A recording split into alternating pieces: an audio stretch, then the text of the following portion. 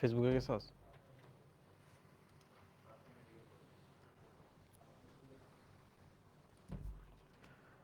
Hello, আসসালামু আলাইকুম। সবাই কেমন আছো? আজকে আমরা ইনশাআল্লাহ ম্যালেরিয়া শেষ করব। তোমরা আমার কথা শুনতে পাচ্ছ কিনা একটু জানাও। তাহলে আমাদের 4টা চ্যাপ্টার শেষ শেষ হয়ে যাবে। ঈদের পরেই আমরা 2-3টা চ্যাপ্টার শেষ করে ফেলবো। তাহলে আমাদের কোর্সের অর্ধেক ডান হয়ে যাবে। পরেরগুলো শেষ হতে আমাদের খুব একটা বেশি সময় লাগবে না ইনশাআল্লাহ। সো প্রথমেই তো বড় বড় চ্যাপ্টারগুলো, পরে আর এত আমাদের প্রেশার নাই। 2-3টা করে মাসে দেখা যাবে যে 4টা করে চ্যাপ্টার শেষ হয়ে যাবে। সবাই আমার কথা বুঝতে পারছো কিনা একটু দ্রুত জানাও আমাকে। ফেসবুক দেখো তো।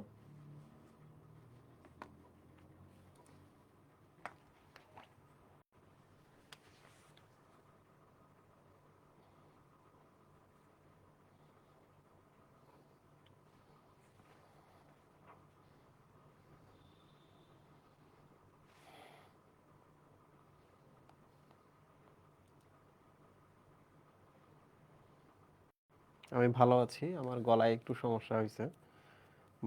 মাসলে একটু প্রবলেম হয়েছে। ঠিক আছে, সবকিছু ওকে। তাহলে আমরা চলে আসি। আজকে আমরা সবচেয়ে কমপ্লেক্স টপিকটা পড়বো। কমপ্লেক্স টপিকটা আমরা আর্ট করে করে পড়বো। তো গতকালকে তো আমি গেমিটোগনি, স্পোরোগনি এবং সাইজোগনি সব দেখিয়েছি। আজকে আমরা পুরো প্রসেসটা দেখবো যে একটা ম্যালেরিয়া যে জীবাণুটা আছে, প্যারাসাইটটা আছে, প্যারাসাইটটা কখন কোথায় যায়, তার জীবন চক্রটা কিভাবে কিভাবে ধাপে ধাপে শেষ করে। ঠিক আছে? তো সবার আগে আমরা এই জিনিসটা বলি,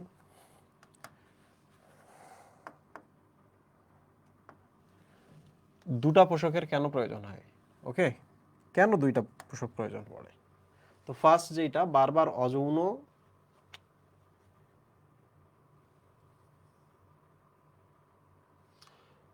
অযৌন জনন পদ্ধতির কারণে জীবনী শক্তি হ্রাস পায়।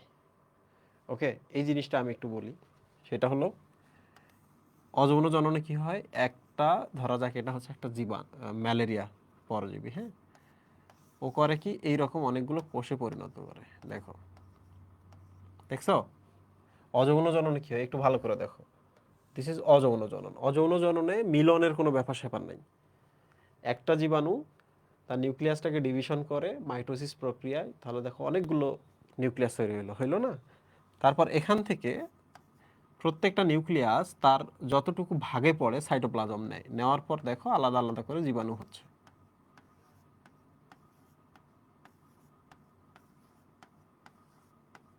দেখতে পাচ্ছ?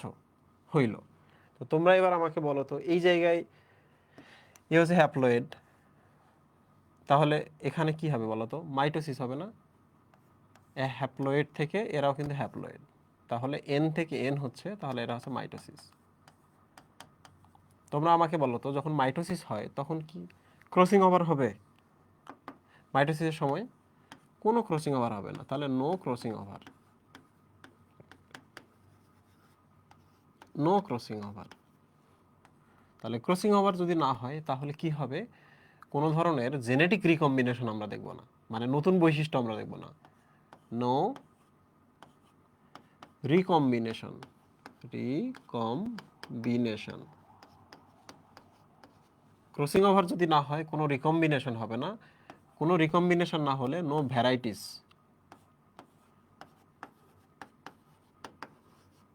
বানান ভুললে দেখে নিও, কোনো ভ্যারাইটিস ক্রিয়েট হবে না, মানে কোনো বৈশিষ্ট্য আমরা নতুন দেখতে পাবো না। তাহলে বলো তো কি হবে, তাহলে নতুন জীবগুলো কি বছরের পর বছর, বছরের পর বছর একই থাকবে না? মিওসিস না হলে জীবাণুগুলা প্রত্যেকটা প্রজন্ম আগের প্রজন্মের মতোই থাকবে।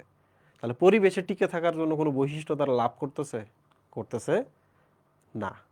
নো ক্রসিং ওভার, নতুন কোনো বৈশিষ্ট্য নাই। নতুন বৈশিষ্ট্য না হলে নতুন কোনো ক্ষমতা তারা ক্রিয়েট করতে পারছে না।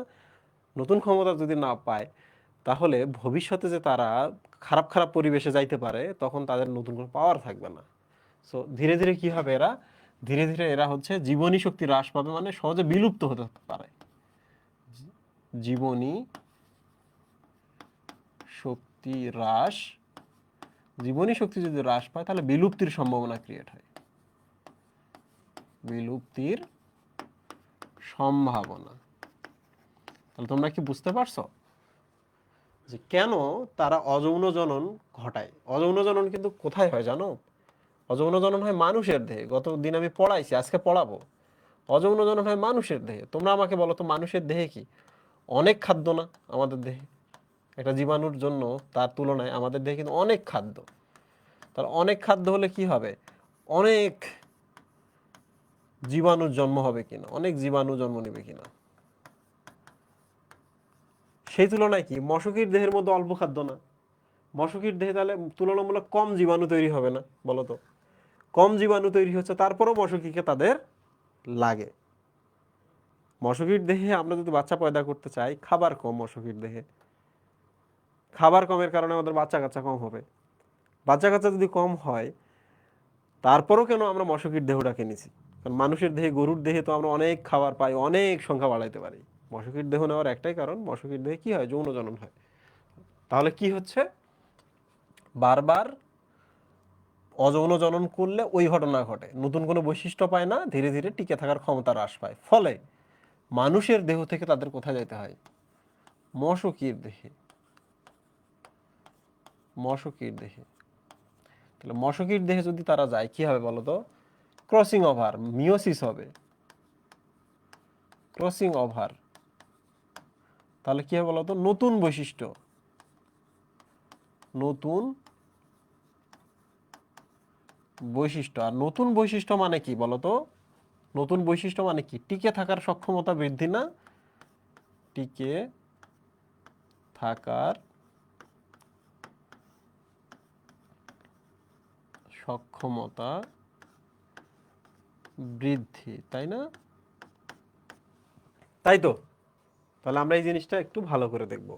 সেটা হলো, মানুষের দেহে অযৌন জনন করে, মানুষের দেহে অনেক খাবার, অনেক জন্ম নেয়, তারপরেও তারা কি করে, মশকির দেহে যায়। কারণ মশকির দেহে গেলে মিওসিস, মিওসিস মানে ক্রসিং ওভার, ক্রসিং ওভার মানে নতুন বৈশিষ্ট্য, নতুন বৈশিষ্ট্য মানে টিকে থাকার সক্ষমতা বৃদ্ধি। তোমরা কি বুঝছো যে কেন তারা অযৌন জননে এত বাচ্চা পয়দা করেও তাদের মশকির দেহে যাইতে হয়? বলো তো, বুঝছো কিনা তোমরা? আজকে অনুজীব শেষ হবে, ইয়েস, আজকে অনুজীব শেষ হবে। আমি শেষ করার ট্রাই করতেছি, আমার হাতে যথেষ্ট সময় আছে। বুঝছো তোমরা যে মাঝে মাঝে আমাদের লস হয়, তারপরেও আমাদের ওই ঘটনাটা ঘটাইতে হয়, কারণ ওখানে কি আছে, ওখানে টিকে থাকার সক্ষমতা বৃদ্ধির জন্য ক্রসিং ওভারের সুযোগ আছে। প্রিয় স্টুডেন্ট, এবার চলে আসি, কেবলমাত্র স্ত্রী অ্যানোফিলিস কেন রোগ ছড়ায়? কেন স্ত্রী অ্যানোফিলিস? তাহলে এক নম্বর হচ্ছে পুরুষ কেন নয়, রাইট? কারণ পুরুষরা রক্ত খায় না, মনে রাখবা, পুরুষরা রক্ত খায় না। পুরুষরা রক্ত পান করে না। তারা কি করে, ফল পাতার রস খায়।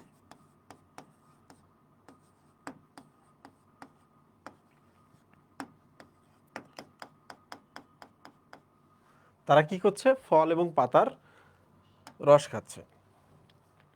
তাহলে আমরা একটা উত্তর পেলাম যে কেবলমাত্র স্ত্রী অ্যানোফিলিসরাই কেন ছড়াচ্ছে। পরের প্রশ্ন হলো, স্ত্রী অ্যানোফিলিসরা কেন ছড়াচ্ছে? কারণ পুরুষ অ্যানোফিলিসরা রক্ত পান করে না, তারা ফল পাতার রস খায়। পরের প্রশ্ন, তাহলে কেন শুধু অ্যানোফিলিস ছড়াচ্ছে, কেন এজিপ এডিসরা ছড়াচ্ছে না, কেন কিউলেক্সরা ছড়াচ্ছে না? তাহলে এবার চলে আসি যে এখান থেকে আমরা আরেকটা প্রশ্ন করি, কেন শুধু অ্যানোফিলিসরাই ছড়ায়? কেন শুধু অ্যানোফিলিস মশকই ছড়ায়, অন্য কেন না? মশকই ছড়ায়, তাই না? কেন অন্য মশকিরা না? কেন অন্য মশকি, কি এক অবস্থা, কেন অন্য মশকিরা না? এটার উত্তরটা এখন আমরা দেখি। সেটা হলো, তুমি চিন্তা করো তো, আমার দেহে ম্যালেরিয়ার জীবাণু আছে, আমার দেহে ম্যালেরিয়ার প্যারাসাইটটা আছে। এটা মশকি এসে আমাকে যখন কামড় দিবে, তাহলে আমার দেহ থেকে জীবাণুর একটা, জীবনের একটা নির্দিষ্ট সময় যে কোনো কিছুর মধ্যে সে যাইতে পারে, সেই জীবাণুটা কি মশকির দেহে যাবে না? আমার দেহে রক্তপান করলে আমার দেহ থেকে কি মশকির দেহে জীবাণুটা যাবে কিনা? কিন্তু প্রশ্ন হলো, মশকির দেহে যখন জীবাণুটা যাবে, একটু দেখো ভালো করে, মশকি যখন কামড় দেয়, মশকি কি, মশকের এটা কি পরিপাক নালী না? কামড় দিল, তাহলে মশকির দেহে ধরা যায় একটা শুঁড়ের মাধ্যমে কামড় দিল, এটা কি মশকির পরিপাক নালী না? ইয়েস, পরিপাক নালী। তাহলে আমরা এখন চিন্তা করি, সেটা হলো মশকির পরিপাক নালীর এই জায়গাটার নাম হলো ক্রপ, এই জায়গাটার নাম কি? ক্রপ। তাহলে দেখো জীবাণুগুলো এখন কোথায় বলো তো? জীবাণুগুলো পান করার পর এই যে ক্রপে আসবে না? আসবে কিনা মুহিম? এখানে আসছে। তাহলে এখন আমরা দেখি যে অ্যানোফিলিস মশকিরাই কেন ছড়াচ্ছে। এর কারণ হলো অ্যানোফিলিস মশকির যখন ক্রপে এই যে জীবাণুগুলো গেল, এগুলোর নাম কি? এগুলোর নাম কি? এগুলোর নাম হচ্ছে ম্যালেরিয়া প্যারাসাইট, ম্যালেরিয়া পরজীবী। এগুলোর নাম কি মুহিম? ম্যালেরিয়া পরজীবী। এই যে এগুলা, তো ম্যালেরিয়া পরজীবীর জীবনের বিভিন্ন সময় বিভিন্ন নাম আছে। কখনো বলে স্পোরোজয়েড, কখনো বলে সাইজন্ট, কখনো বলে ক্রিপ্টোজয়েড, কখনো বলে মেরোজয়েড, ইত্যাদি ইত্যাদি। তো ম্যালেরিয়া পরজীবীর এই এই সময়টার নাম হচ্ছে গ্যামিটোসাইট। কি নাম বলো তো? গ্যামিটোসাইট। কি নাম? গ্যামিটোসাইট। তাহলে এবার চিন্তা করো তো, ক্রপে যখন গ্যামিটোসাইটগুলো আসবে, এই গ্যামিটোসাইটগুলোকে যদি মশকির দেহ মেরে ফেলে, তাহলে এই মশকি আরেকজনকে কামড় দিলে কি এই গ্যামিটোসাইট তার শরীরে যাবে? যাবে না। তাইলে অন্য অন্য মশকিদের ক্ষেত্রে কি হয়? তাদের একটা ক্ষমতা আছে, তাদের একটা এনজাইম আছে। অন্য মশকিদের ক্ষেত্রে কি আছে বলো তো? অন্য মশকিতে এই এনজাইম রয়েছে, এনজাইম আছে। আহারে, তারা কি করে বলতো? এই যে এখানকার ম্যালেরিয়া পরজীবীগুলোকে হজম করে বা মেরে ফেলে, হজম করে মেরে ফেলে। তো তুমি আমাকে বলো, এই মশকিটার নাম হচ্ছে কিউলেক্স, এই মশকিটার নাম হচ্ছে এডিস। সে আমাকে কামড় দিছে, কামড় দেওয়ার পর রক্ত পান করছে, রক্ত পান করার পর আমার দেহ থেকে ম্যালেরিয়া পরজীবীর গেমিটোসাইট যে দশাটা আছে সেইটা তার এখানে চলে গেছে। তাইলে তোমরা এবার আমাকে বলো তো, এই গেমিটোসাইট দশাটাকে অন্য পরজীবীরা, অন্য মশকিরা মেরে ফেলতে পারতেছে, হজম করে ফেলতেছে, কিন্তু এই স্ত্রী অ্যানোফিলিস পারে না। তাহলে আমি যদি আমার দেহে জীবাণু আসে, আমি যদি সেটাকে মেরে ফেলতে না পারি, তাহলে এই জীবাণুটা কি আমি যাকে কামড় দেবো তার শরীরে যাবে কিনা? যাবে। তাহলে এবার বলো তো, এটা স্ত্রী অ্যানোফিলিস মশকের ব্যর্থতা কিনা? সে মারতে পারে না, অন্যরা পারে। স্ত্রী অ্যানোফিলিস পারে না বলেই ছড়িয়ে দেয়। তোমরা কি বুঝতে পারছো? তোমরা কি জিনিসটা বুঝতে পারছো?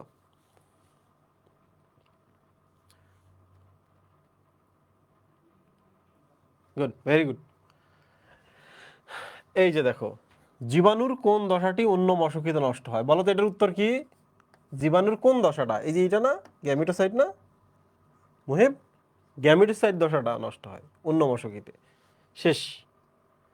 এবার চলে আসি ম্যালেরিয়া পরজীবীর জীবনচক্র। মানুষে কি ঘটনা ঘটে আমরা এখন এটা দেখব। তো তার আগে আমি এক কাজ করি, আমি পুরো ব্যাপারটা একটা হচ্ছে ছক দিই, ওরা যেন বোঝে। ঠিক আছে? দেখো, this is mosquito and this is মানুষ। মানুষ হচ্ছে সেকেন্ডারি পোষক, মশকি হচ্ছে প্রাইমারি পোষক। কেন প্রাইমারি? কারণ এখানে যৌন জনন ঘটে। মানুষ সেকেন্ডারি কারণ এখানে মানুষে কি ঘটে বলতো? মশকির ম্যালেরিয়া জীবাণুর অযৌন জনন ঘটে মানুষের দেহে। এবার বলো,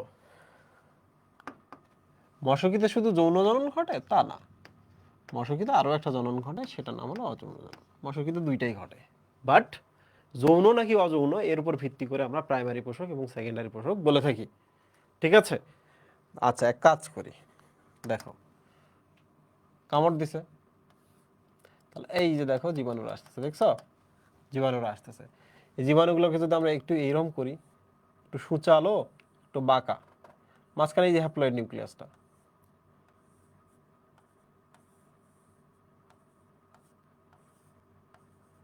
তোমরা কি বুঝতে পারছো? এই জিনিসটা না হলে স্পোরোজয়েড। কি নাম বলো তো? স্পোরোজয়েড।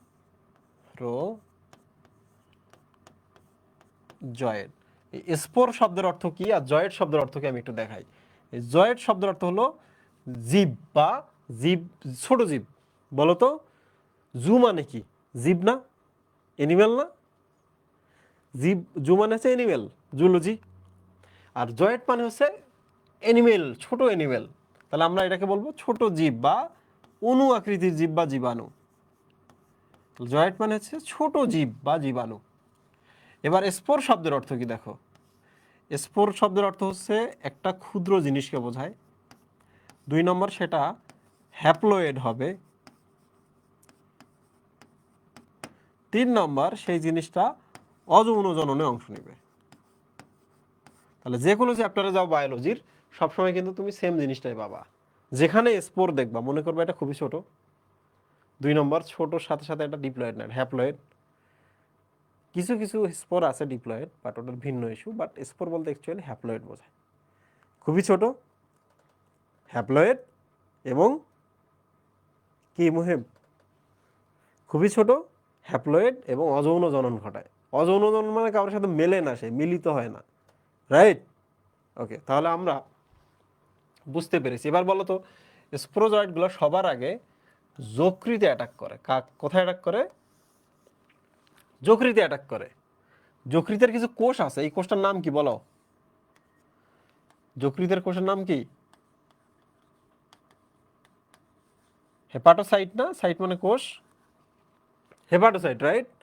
তাহলে যকৃত কোষের ভেতরে তারা আসলো, আসার পর সংখ্যা টংখ্যা বৃদ্ধি করে এই যে দেখো বাইরে আসছে, দেখছো মহিম? অনেক আসছে। এরা করে কি, আবার যকৃত কোষকে আক্রমণ করে, আর একটা যকৃত কোষকে। তাহলে এটাকে আমরা দিব পুনঃ আক্রমণ। পুনঃ আক্রমণ, ঠিক আছে মহিম? তাহলে আমরা দেখলাম, দেখো মানুষকে যখন কামড় দেয় মানুষের রক্তে আসে। কোথায় আসে মহিম? মানুষের রক্তে আসে স্পোরোজয়েডগুলো, তারা যকৃতে আসে। যকৃতে এসে সংখ্যা বাড়াইলো, এই যে দেখো সংখ্যা বাড়াইছে, দেখছো? এটা এখান থেকে বের হয়েছে, বের হয়ে আবার তারা আক্রমণ করতেছে, ঠিক আছে? আক্রমণ করে বলো তো আবার বের হবে না এরা? এই যে বের হইলো, ঠিক আছে? তাহলে এখন আমরা কাজ করি, এখানে দেখো তো 2 ধরনের আছে না, কিছু ছোট কিছু বড়। তাহলে যেগুলো বড় বড় সেগুলো আবার যকৃতে যায়, আবার যকৃতে যায়, দেখছো? বাট যেগুলো ছোট, কোনগুলা ছোট, তারা লোহিত কণিকাকে, আরবিসি কে সংক্রমণ করে, আরবিসির দিকে যায়। So here is RBC. আরবিসির মধ্যে এই যে চলে আসলো, আরবিসিতে তো নিউক্লিয়াস নাই, খাবে দাবে বাচ্চা পয়দা করবে, দেন কি হবে বলো তো? অনেকগুলো সংখ্যা বাড়বে না? বলো বাড়বে কিনা? এগুলোর নাম হচ্ছে গেমিটোসাইট। কি নাম? গেমিটোসাইট। প্রিয় স্টুডেন্ট, এখানে কিছু আছে যারা আবার সংক্রমণ করে। হ্যাঁ, গেমিটোসাইট কিছু আছে, আমরা কিছুর নাম দিলাম আমরা গেমিটোসাইট, আর আমরা কিছুর নাম দিলাম মেরোজয়েট। ওকে, কিছুর নাম দিলাম গেমিটোসাইট, কিছুর নাম দিলাম মেরোজয়েট। তো একটা জিনিস মনে রাখবা, সেটা হলো মেরোজয়েটগুলা আবার আবার আরবিসির ভেতরে যায়, পুনঃ আক্রমণ মেরোজয়েটগুলা করে। আর যেগুলাকে নাম আমরা দিলাম গেমিটোসাইট, সেই গেমিটোসাইটগুলো এখন বলো তো মশা কি কামড় দেবে না আমার দেহে? কামড় দেবে কিনা? কামড় দিল, তাহলে রক্ত সে পান করতেছে। পান করলে বলো তো, এই যেটা পরিপাক নালী না এটা মুহেম, তাহলে গেমিটোসাইটগুলো এই যে এখানে আসলো, দেখছো? এখানে আসতেছে। এরা কি করতেছে? এরা এখানে যৌন জনন ঘটাচ্ছে। কি ঘটাচ্ছে বলো তো মুহিম? যৌন জনন ঘটাচ্ছে, মানে কেউ শুক্রাণু কেউ ডিম্বাণু হচ্ছে, যৌন জনন ঘটাচ্ছে। তাহলে তোমরা দেখছো যে যৌন জননটা কোথায় ঘটে বলো তো? কোথায় ঘটে? মশকির ক্রোপে, পরিপাক নালীতে, তাই না? ঠিক কি না? যৌন জনন ঘটানোর পর দেখো এখান থেকে কিছু এই যে ক্রোপের প্রাচীরে ওই পাশে গেল, দেখছো? এটা তো ক্রপ, এই এলাকাটা ক্রপের প্রাচীরে চলে গেল। ওখানে তারা কি সংখ্যা বাড়ায়, এই যে দেখো একটা থেকে অনেকগুলো সংখ্যা বাড়াবে, দেখছো? দেখছো সংখ্যা বাড়াইলো। এই যে সংখ্যা বাড়াইছে, তাহলে তোমরা আমাকে বলো তো এই জায়গায় কি কোনো মিলন টিলন হইলো? যার সংখ্যা বাড়াইলো না, মিলনের ব্যাপারটা এই যে এখানে না, মিলনের ব্যাপারটা এই জায়গায় না, শুক্রাণু ডিম্বাণু, শুক্রাণু ডিম্বাণু। তো এখানে মিলনটা হয়, এই জন্য আমরা বলবো ক্রপে যৌন জনন হয়। যৌনজনন শেষে এরা করে কি, ক্রপের প্রাচীরটা ভেদ করে বাইরে আসে, এই যে এই জায়গাটা, বুঝতে পারছো? দিস ইজ কল লালা গ্রন্থি। কি নাম মুহিম? লালা গ্রন্থি। তোমরা যখন ঘাস ফড়িং পড়ছো আমি কিন্তু বলছিলাম যে ঘাস ফড়িংয়ে লালা গ্রন্থি ক্রপের প্রায় লেভেলে থাকে, তাই না? ঘাস ফড়িংয়ে লালা গ্রন্থির কথা মনে আছে? এই যে গিজার্ড, মেজেন্টেরন, এই যে মনে আছে, এই ছবিটার কথা মনে আছে? দিস ইজ লালা গ্রন্থি, দিস ইজ ক্রপ। তাহলে বলো তো এখান থেকে কি এখানে আসবে না? এখান থেকে জীবাণুটা এখানে যাবে না লালা গ্রন্থিতে? এবার বলো তো এই যে মশকিটা যদি এবার তোমাকে কামড় দেয়, তাহলে এই লালা দিয়ে তো তোমাকে কামড় দিবে, তাহলে এই পাশে কি তোমার দেহে যাচ্ছে না? তাহলে দেখো ইনকামিং কোন পাশে। মশকি যেন যখন আমাদের দেহে রক্ত খায় তখন এই পাশে তার লালা গ্রন্থিতে আসে। এখানে যৌনজনন শেষে জীবাণুগুলো চলে যায় ক্রপে আসে। ক্রপে যৌনজনন শেষে ক্রপে শুক্রাণু ডিম্বাণু তৈরি এবং যৌনজনন শেষে জীবাণুগুলো চলে যায় হচ্ছে ক্রপের বাইরে, প্রাচীরে, এই জায়গায় আসে, এই যে এখানে। দেন লালা রসের মাধ্যমে এবার দেখছো মানুষের দেহে চলে যাচ্ছে। তাহলে ইনকামিং হচ্ছে এইটা, আউটগোয়িং হচ্ছে এইটা। সো এটা হচ্ছে গ্রহণ আর এটা হচ্ছে সংক্রমণ, মানুষের দেহে দিয়ে যাচ্ছে সংক্রমণ বা ছড়ানো, তাই না মুহিব? সিম্পল। তারা এই পাশেরটা এনে খাচ্ছে, এখানে যৌনজনন, দেন এখানে অযৌনজনন, সংখ্যা বাড়িয়ে তোমাকে দিয়ে দিল। তো প্রিয় স্টুডেন্ট সেম জিনিস দেখো, তোমাকে রক্ত খাচ্ছে, এই পাশে দেখো গ্যামিটোসাইটগুলো তোমার দেহে এই জায়গায় আসলো, এখান থেকে পুংগেমিট বা স্ত্রীগেমিট, যেটাকে আমরা শুক্রাণু ডিম্বাণু নামে জানি, সেটাতে পরিণত হয়, হয়ে যৌনজনন ঘটায়। ঘটিয়ে দেখো ক্রোপ থেকে তারা ক্রোপের প্রাচীরে চলে যায়, ক্রোপ থেকে তারা ক্রোপের প্রাচীরে এখান থেকে এখানে যায় আর কি। তো এখানে তারা অযৌন জনন করে। এখানে কি করতেছে মুহিম?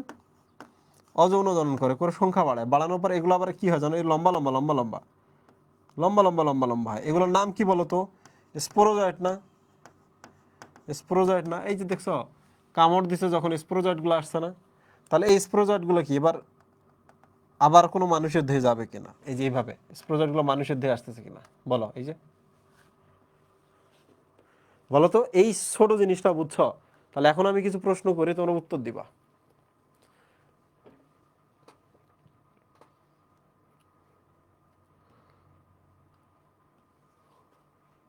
আমি সহজে একটা ম্যাপ দেখালাম, এই ম্যাপটা দেখানোর পর যেটা হয়েছে, লাস্টে আবার একটু বলিয়েন কে বলছে এটা, দীপ্ত কর্মাকার। হ্যাঁ দীপ্ত কর্মাকার বলবো, তো এটা নিয়ে তুমি চিন্তা করো না, আমি বোঝাইতেছি, এই যে আমার মতো উনি বোঝাইতেছে, তোমাদের ক্যামেরায় ক্যামেরায় বোঝানো হচ্ছে। তো এগুলো আমরা পড়বো, সমস্যা নেই, আমরা তো ডিটেল পড়বো, তখন এগুলো ক্লিয়ার হয়ে যাবে। এখন আমি তোমাকে যদি প্রশ্ন করি, তুমি উত্তর দিতে পারবা কিনা?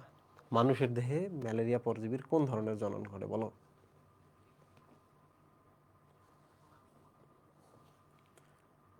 অযৌন। এখানে কোনো শুক্রাণু ডিম্বাণু তৈরি হয়নি, রাইট? ম্যালেরিয়া পরজীবীতে কয় ধরনের জনন ঘটে? দুই ধরনের। ক্রপের ভেতরে ঘটে হচ্ছে শুক্রাণু